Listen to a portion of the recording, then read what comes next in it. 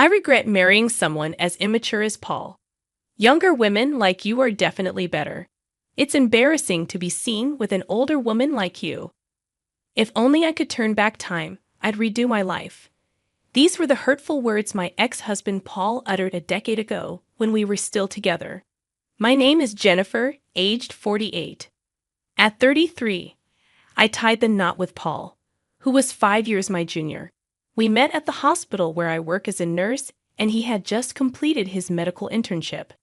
Despite the age gap and our differing professional roles, Paul's eagerness to seek my advice and his innocence drew me towards him.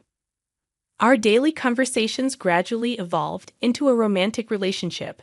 Initially apprehensive about our age difference, I was reassured by Paul's nonchalance towards it. 2 years into our relationship, we exchanged vows. However, after 5 years of marriage, Paul began hurling hurtful remarks, expressing his regret at not marrying a younger woman. He openly flirted with young nurses at the hospital, which I chose to ignore. Until one day, I discovered his infidelity with a former patient, a woman 10 years my junior, already carrying his child. His laughter as he justified his affair pierced me deeply. Unable to tolerate his betrayal, I agreed to a divorce and sought alimony. Naturally, this decision enraged Paul, who believed he should be rewarded for enduring our marriage. His father's indifference to his son's wrongdoing added insult to injury. With Paul adamantly refusing to pay, I reluctantly sought legal assistance.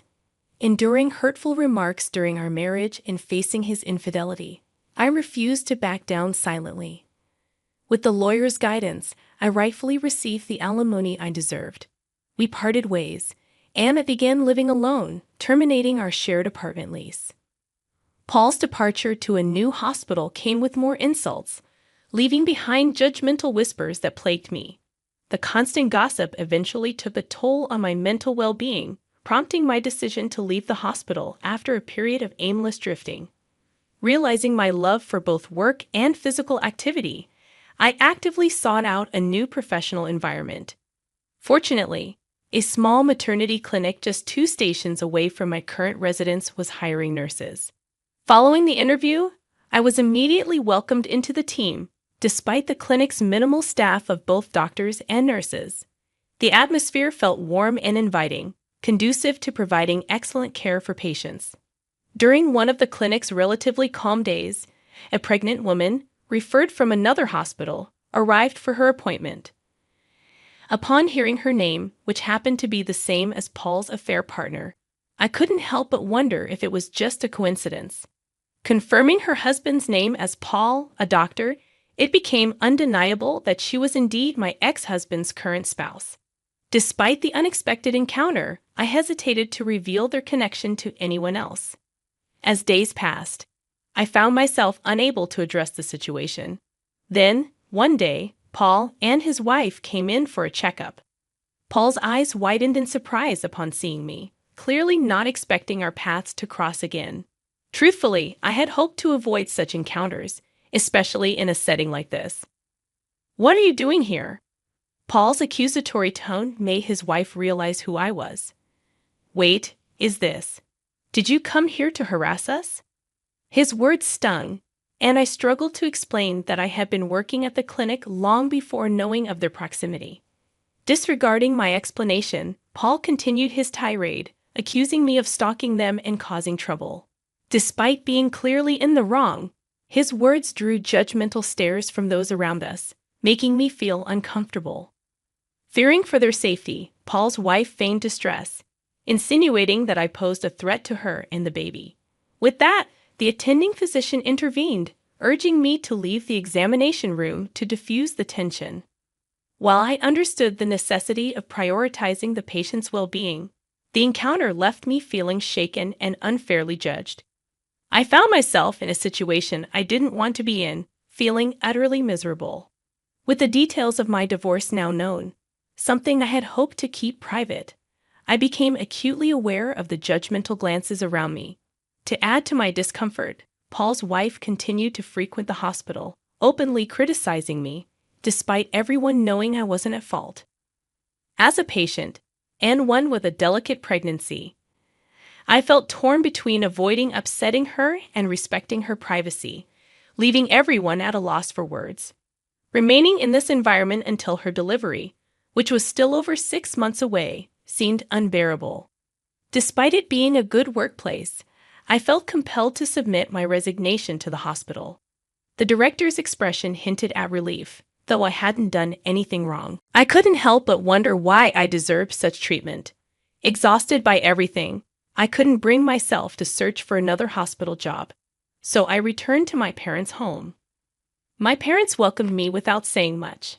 For a while, I struggled to find purpose, feeling guilty just staying at home without contributing. Eventually, I decided to take a part-time job at a nearby supermarket. It was my first time working outside of a hospital, and it felt refreshing, a change of pace. While I loved being a nurse and found it fulfilling, the weight of responsibility in a workplace where lives were at stake was immense. Living away from that environment was beneficial for my mental well-being. I wanted to avoid burdening my parents, so I tried to manage on my own. Looking back, I wished I had returned home sooner. Around 3 years later, while still living with my parents, I received an offer to become a full-time employee at the supermarket. They recognized my hard work, and I was genuinely happy to accept the position. Over the years, I was approached with matchmaking proposals. However, at 45 years old, I had no intention of remarrying. Politely declining, I was surprised when the manager insisted that the potential partner was also divorced, similar to my situation. Despite my initial refusal, the offer lingered in my mind. I agreed to the arranged meeting, considering our mutual maturity. We decided to meet directly, without intermediaries. Upon arriving at the designated restaurant, my matchmaking partner was already there. As I entered, he suddenly stood up, causing his chair to topple over. His face flushed bright red, and despite his embarrassment, I couldn't help but laugh. It felt like a scene straight out of a novel. "I'm Edward. Thank you for coming today," he said, regaining his composure. "Nice to meet you. I'm Jennifer." Perhaps due to the initial mishap, we quickly found ourselves at ease with each other. I discovered that Edward had visited our supermarket during a business trip and had been captivated by me at first sight. He had convinced the department manager, who turned out to be Edward's senior from university, to arrange our meeting. "I'd like to pursue a serious relationship if possible," Edward expressed. I had come prepared to decline, but unexpectedly, I found myself wanting to see him again. After 6 months of dating, we decided to get married. My parents liked Edward's personality, and they were genuinely happy for us. Our life together, filled with Edward's care and consideration, was truly blissful. Since we were both older, we hadn't planned to have children from the start. However, when I turned 48, my health took an unexpected turn. I wasn't feeling unwell. I was pregnant. I never imagined I'd be pregnant at this age, and certainly didn't expect my discomfort to be morning sickness. I suspect Edward felt the same way when I shared the news. "It looks like I'm pregnant," I said. Edward responded naturally, "That's wonderful. So, who's pregnant? Do I know the person?" "Yeah, I think you know her very well. She's right in front of you," I replied, pointing to myself. Edward looked bewildered, staring at my belly. "Huh. I'm the one who's pregnant," I clarified. He remained silent for a moment, processing the news. Then, with wide eyes, he asked, "Wait, so you mean we'll be parents?" "Yes, it seems that way," I confirmed. "Really?" he exclaimed. "Wow." As he hugged me tightly, I could hardly believe it. "Unbelievable, it's a miracle," I whispered. "Is it okay if I go through with it?" While I had never considered not having the baby, my age was a factor. Thinking about the future made me anxious. Even at the hospital, they asked, "What will you do?" I understood the risks of advanced maternal age for both mother and child. Not everyone would agree with our decision. People might question how old we'd be when our child turned 20. The uncertainty of parenting at this age also worried me. Still, I couldn't bear the thought of ending a life that had taken root. "What are you saying?" "Of course, it's natural." Edward's immediate response made me happy. I believed it reflected Edward's genuine feelings. However, after a while, he started worrying about my health. Even for a man like Edward, I could imagine the potential challenges. We discussed it thoroughly, and our desire to have the baby remained unchanged. We began preparations with the doctor's guidance. Both our parents were surprised and concerned, but they were genuinely thrilled. And so, it was decided that I would give birth at a well-equipped, large hospital. The obstetrician was a very caring and competent doctor, which was reassuring.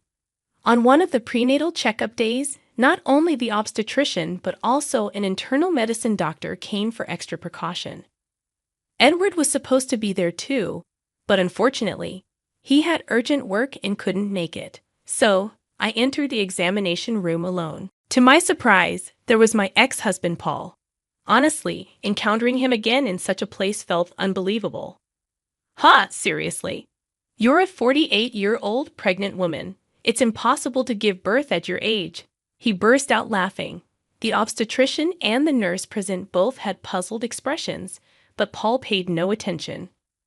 You have no right to say such things. I'm just concerned, I retorted. A grandma getting pregnant? It's gross, he continued. Is that how you treat patients? Even without the anxiety that pregnant women already face, spewing such hurtful words is unbelievable. And you called yourself a doctor. What are you acting all high and mighty for? Besides, this hospital mostly caters to celebrities. Do you even realize that? It'd be better for you to leave before embarrassing yourself, doctor. I'll leave without being told. Giving birth in a hospital where doctors like you work? No way, yeah. Just go, doctor, Paul sneered, pointing towards the door. This lady is the wife of the Taylor Group's significant donor. Son's wife, to be precise. Huh? You might not know her since you're new here. He continued, but before he could say more, Mrs. Taylor intervened. This can't be true, but we're complete strangers. Nevertheless, your recent remarks were way out of line. As Mrs. Taylor said, it's hard to believe a doctor would say such things. Edward, my husband, walked in just as Paul turned pale. Sorry for being late. My wife was. Edward began, sensing the tension in the room. Observing my angry expression, Paul's pale face, and the overall atmosphere, he stopped mid-sentence. What's wrong? I was told by this Dr. Paul that it's disgusting to give birth at 48. I explained, seeing Edward's concern. His expression changed instantly upon hearing those words. Paul? You're Paul, right? You insulted my wife. Edward's voice was stern. Paul stammered, denying the accusation, but Edward pressed on. How can you insult a patient like that? What kind of hospital is this? I can't trust this hospital with my precious wife and unborn child. Just then, the nurse who had left earlier returned with the director. Mr. Taylor, I heard there was some rudeness. Director. Edward interrupted, his frustration evident. I thought this was a reliable hospital because my father recommended it. But I didn't know they had a doctor like this. It seems I chose the wrong hospital. I'm very sorry. No, that's not true. This man is not our doctor. The director clarified, surprising us. I just fired him. Huh. I just fired him. The director reiterated. I didn't know he was such a person. I just let him in because a friend asked me to. We don't need a doctor who spits out such insults. He will never appear in front of Mr. Taylor again. Hey, director. What are you saying? Paul protested, but the director silenced him. Shut up and be quiet. You get out of here right now. Don't ever come near our hospital again. Hearing the director's words, Paul protested, but the obstetrician who was there dragged him out of the hallway. The director apologized profusely, and we regained our composure and sat back down. However, Edward was still angry. Did you kick him out because my father donated to this hospital? If not, would you let a doctor like him run wild? The director shook his head and explained. Actually, Paul had only been at this hospital for a week. Paul's father was my classmate, and they had a reunion the other day, and he asked him to hire his son. He had no idea he was such a person, and he looked truly sorry. not all the doctors at this hospital were like Paul. The obstetrician in charge was a very good doctor. If Paul wasn't there, I would want to give birth here, I said, and Edward agreed. Edward's father was the president of a large company with branches all over the country, and he donated part of his profits to medical and welfare facilities. His mother had been seriously ill when she was young and had been taken care of by this hospital, so he donated a lot of money. That's why his father recommended this hospital for my delivery.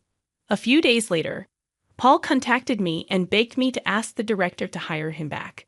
If you ask for him, maybe he'll reconsider, he pleaded. He had often offended patients with his arrogant attitude and had been hopping from one hospital to another. I couldn't believe he kept making the same mistakes. His father had told him that if he got fired again, he would have no future. But I couldn't help wondering if his father's leniency had made him such a man. Edward was next to me when Paul called.